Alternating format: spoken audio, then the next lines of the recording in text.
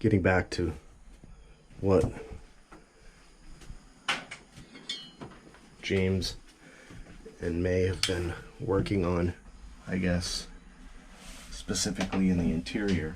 The first item of note is the chain locker, which has all been painted with two-part, and the actual bottom or floor of the chain locker has been lowered significantly, and that'll keep that weight below the water line. I can't really show you, I'm not going to take it off, but behind the liner here there's fiberglass tape that has been installed on the deck hull joint to keep water from coming in. And then there is the watertight hatches here installed and painted. The liner had to be removed. Vertical walls. They're not bulkheads, I don't think. Maybe they are bulkheads. Those had been installed to separate the lockers. There's actually 4 lockers under the V-berth, and they are super spacious. And this is something that I really was looking forward to, because the only way to access the locker area was to actually go in through some small holes that you couldn't even reach all the way back. In fact, here's the old holes that have been covered with teak and a teak veneer, and you would reach in and, I don't know, barely get anything forward. So and these will look really nice once they're finished. The drawers are also now false. They were just these teeny drawers that really didn't hold much anyway. Then there's this underneath bench, sitting area in the V-berth. Oh, we'll call it that. This has been all painted, and yeah, there's a nice drop board area for access to the bilge, which should all drain any water that gets in. Will drain aft. Yeah, this was just such an important part of this. Just one of the things that was so important. I probably need to learn to carry less, and I will. Being able to stow things accessibly, pretty important. Here's a through hole, and there's a couple through holes that have been glassed over. This has been cleaned out, is going to turn into a locker with a shelf. The new tabbed removable exhaust fan for the head. Here on the starboard side, this is just going to go. This is so small and so useless, and it prohibits access back to chain plate inspection.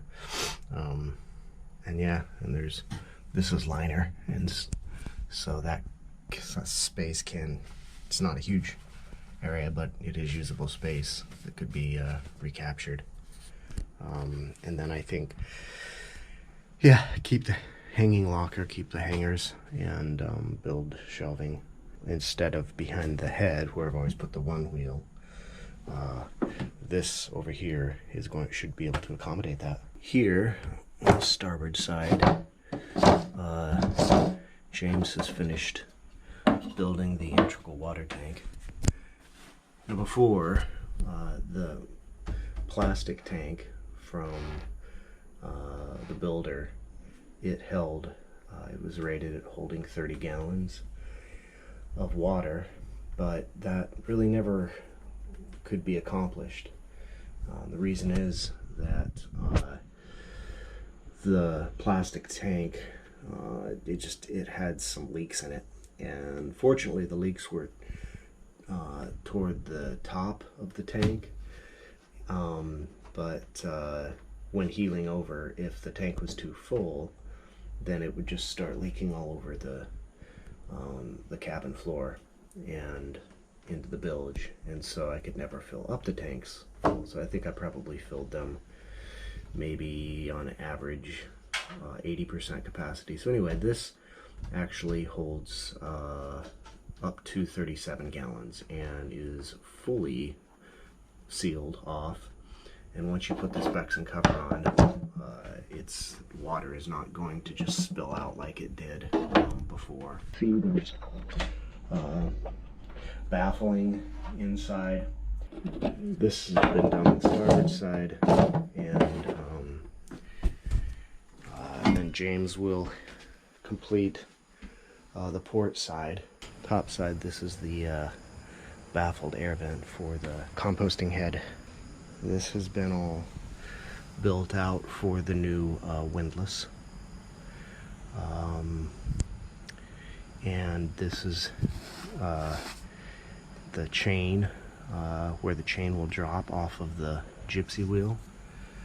And of course, installing windlass right now isn't necessary or a good idea, because we're going to redo the non-skid, some kiwi grip. So after the deck is done, then it'll get installed.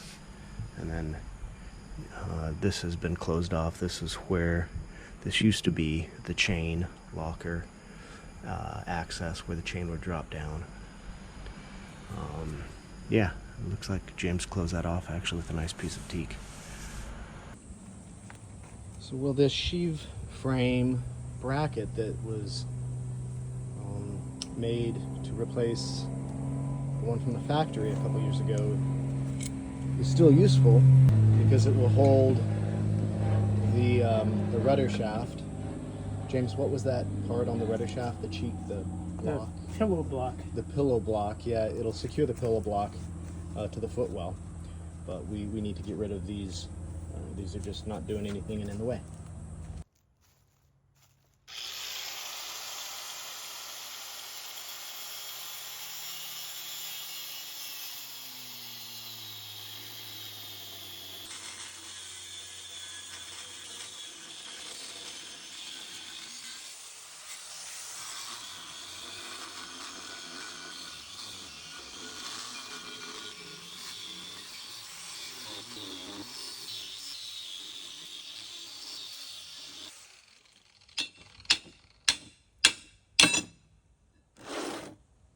You can see that I have pulled out the binnacle. There is no more wheel here. There will be a sort of lazarette that will allow the rudder shaft to continue back, so that when a tiller handle is put in, there will be ample room on the bridge deck to stand without being hit by the tiller handle. And James showed me a template that rough template he'd made out of cardboard for that, so that's exciting.